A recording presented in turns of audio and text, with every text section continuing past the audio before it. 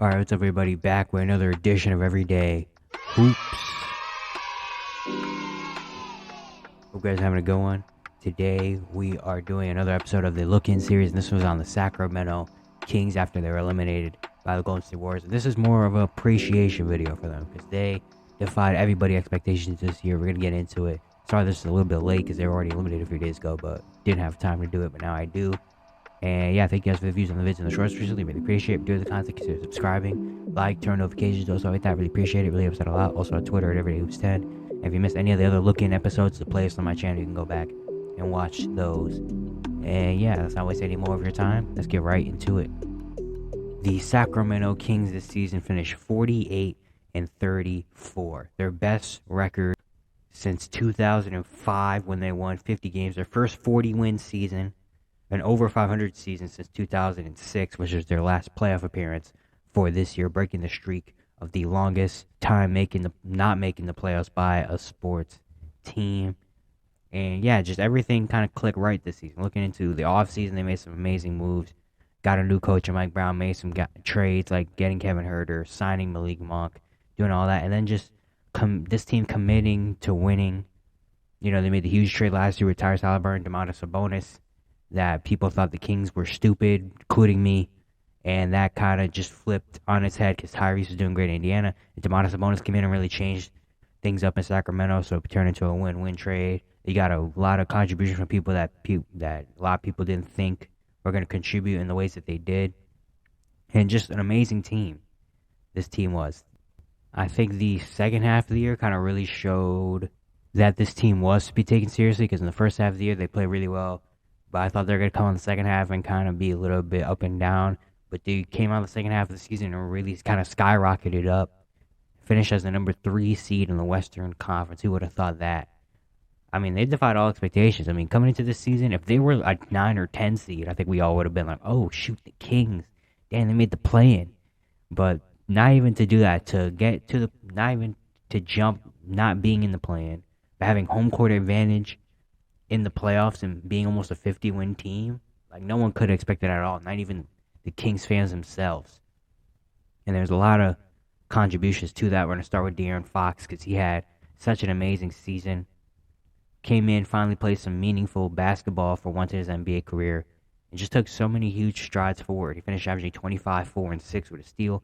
Shot 51% of the field, 32% for 3. He won Clutch Play of the Year. He was so good in that fourth quarter. Won a lot of Kings games by himself this season. Became an all-star for the first time, potentially an all-NBA player, and his value just kind of skyrocketed this season. Like, a lot of people knew De'Aaron Fox was good, but he was on the Kings, so kind of no one really paid attention to him. But he came out this year and really proved everybody wrong and showed that why, because there's a lot of speculation of who the Kings are going to pick, De'Aaron or Tyrese. And they traded Tyrese, and everyone thought, why trade Tyrese? Trade De'Aaron instead. But De'Aaron played one heck of a year. He's a bucket getter. Guy can get a bucket anytime he wants to with his speed, his quickness, can get to the rim, the mid-range, the three-pointers are coming along as well. He's just really, really, really good. And I'm so happy because De'Aaron's always been one of my favorite players since he got to the league, but no one really cared about him because he played for the Sacramento Kings. And now to see him succeed like this, I love it. I love it. It's so great for him. And even with the broken finger, because he's not going to require any surgery, so he won't have any rehab or anything. Got this offseason. Hopefully he can come back and have another great year next season. Also, I'm talking about Domantas Sabonis. Sabonis played an integral part of this Sacramento Kings team this year after getting him from the Indiana Pacers in the trade deadline with the Tyrese Halliburton trade. He averaged 19, 12, and 7. He shot 61% from the field, 37% from 3, 74% from the free throw line. The regular season was amazing for him. He was kind of the key piece on why the Sacramento Kings are so good. The dribble handoffs, the kind of making the right decisions, scoring in the paint, just doing everything the Kings on offense, doing all the little things for them to succeed. Probably going to be maybe the All-NBA third-team center. Was an all-star this season. Was really good. Fortunately, kind of a disappointing playoffs for him. Had a lot of moments he was just kind of fouling a lot. Defensively, still not great yet. And Draymond and Kevin Looney really took him out of this series of what he looked like in the regular season. So that was tough. A lot of stuff going on with him in the playoffs. but don't let that distract you from the fact that he had a really, really good regular season. I also want to talk about Keegan Murray because Keegan Murray, he was a rookie, amazing pick by the Sacramento Kings early. A lot of talk between if him or Jane Ivey is going to be picked, and Jane Ivey already said, I don't want to go to Sacramento, so they picked Keegan Murray. That was the right move. And he became just the glue guy, the Sacramento Kings. His rookie year, he averaged 12 points, 4 rebounds, shot 45% from the field, 41% from three, most three-pointers ever by a rookie. Came in and did what he was doing at Iowa, making those little winning plays, being the glue guy, not asking for too much, not doing too little, doing everything on both ends. Offensively and defensively, he was pretty good. And it was an amazing pick for Sacramento. He's going to be a very key part of the Sacramento Kings going further if he can keep improving and keep playing like he did. In the playoffs, it took him a little while to get it going. Until I think about game 4, game 5, he really started to get it going and really started to hit shots, which is really good for him. And hopefully he could just keep being this type of player for Sacramento.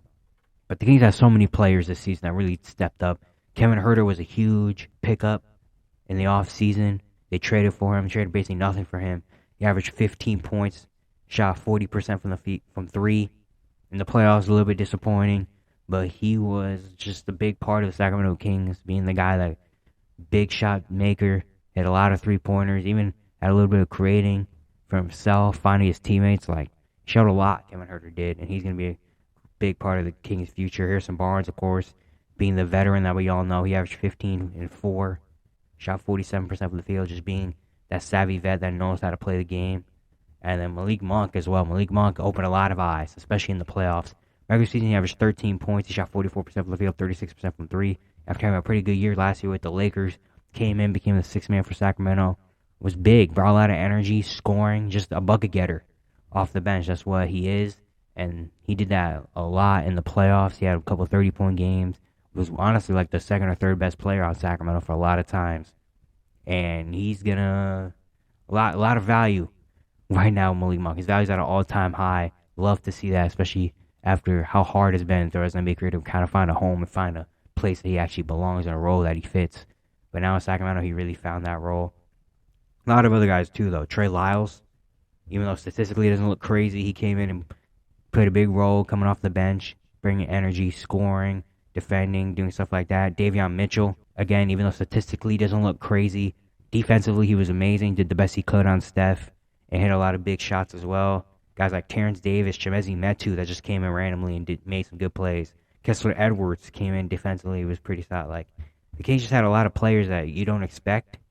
Like, their bench was so good this season, one of the better benches. It didn't have any big names or any crazy dudes like, oh, shoot, they got him, and him. Like, when you look at the bench, you don't, like, point out and be like, oh, they got this dude, this dude, this dude, this dude. But they just come in and play big roles and do the right things that really helped this Kings team, and that was big. They had the best offense ever, in NBA history. The offensive rating was the highest. Big credit to Mike Brown, the first ever unanimous coach of the year. Big credit to him. Was a coach for a long time for Cleveland, for the Lakers, an assistant for a while, and then went to the Warriors. And he said something that was very interesting. He always was kind of an X's and O's coach in Cleveland and the Lakers, all that stuff. But he said he wasn't really like a person, like a player's coach. And went to Golden State, he kind of found how to balance between being the X's and O's, but also being a player type coach, which got him to the Sacramento Kings and what made the Kings better. He learned how to communicate with the players and be more of a player's coach while also having the X's and O's. You saw it early from the jump that he kind of put his DNA onto the team very early, and they really respected him. And he was just amazing. He kind of flipped the narrative of him. Cleveland and the Lakers and the Warriors, he was kind of just like, it's Mike Brown. But now he's like, oh, shoot, that's Mike Brown. Like, that's so awesome for him. And just a lot about the Sacramento King team that, like, I don't think this is a fluke. Like, a lot of people might come out next year and be like, the Kings aren't that good a year. But this Kings team, I don't think it's a fluke, man. Mike Brown really found amazing offense for this team, really hyped this team up. De'Aaron Fox and Domantas Sabonis aren't getting old. Well, they are getting older, but it's not like they're like 32, 33. De'Aaron Fox is 25. Sabonis is 26. Herter's only 24. Malik Monk's only 24. Keegan Murray is 22. Like, the base of this team is young. The only one is Harrison Barnes, who's going to be a free agent. We're talking about him in a few minutes. But the base of this team is still young, still growing, still developing. Their offense was amazing. The only thing that really lost them that playoff series was their defense. Actually got better in the playoffs, but still has to work out some things defensively. And then just, yeah, they're inexperienced. None of these guys, except for like Harrison Barnes, Kevin Herter's been in a playoff series. Demonis Sabonis has been in a couple playoff series. But besides that, no one, like De'Aaron Fox, this is his first time in the playoffs. Keegan Murray's a rookie. Their bench, Malik Monk's never been this far in the playoffs. Trey Lyles has never been in the playoffs. Davion Mitchell's never been. Like, all these guys have never been in the playoffs type scenario. So they didn't know how it was going to be and how to feel about it. And that was kind of one of the only reasons they kind of lost that Game 7 because, Steph Curry had one of the greatest Game 7 performances ever. But it was just they kind of slowed down. We're just trying to make big plays happen when they didn't need to. And that showed the inexperience right there. But I think they're going to be back next year. This Kings team is not just going to be a one and done year of like next year. They're just like, all right, Sacramento, they're done. Like, I think this team has all the makings to be a very good team for the next couple years. I mean, again, they're young. Their core parts of their team are still young. Their coach is still kind of youngish in a way, but still has, like, he's put a lot of effect on this team, and I don't think he's going to get any worse. Their offense was amazing, so it showed that it worked. Even the playoffs, their offense was pretty good at times. Did look a little cold at sometimes as well, but that happens to every team. Like, I don't see, like, the Kings falling off next year. Maybe maybe they don't get 48 wins, but I think they're still going to be as good of a team. Maybe not as high as a C, but I think this Kings team is going to be a playoff team for the next few years. I really think it can be. Also, shout out to Monte McNair. He just won the Executive of the Year today, early this morning. And looking into the offseason for this team, Harrison Barnes is a free agent. That's a big thing. Harrison Barnes is kind of like the glue, another glue guy that kind of holds it all together. The veteran that teaches the young dudes. So I would expect the Kings to try to bring him back, but if not, I think going out free agency, maybe looking at some more defensive type play, defensive wings, maybe maybe a better backup center, because their backup center this year was Alex Len, and he's cool, I guess, but whatever.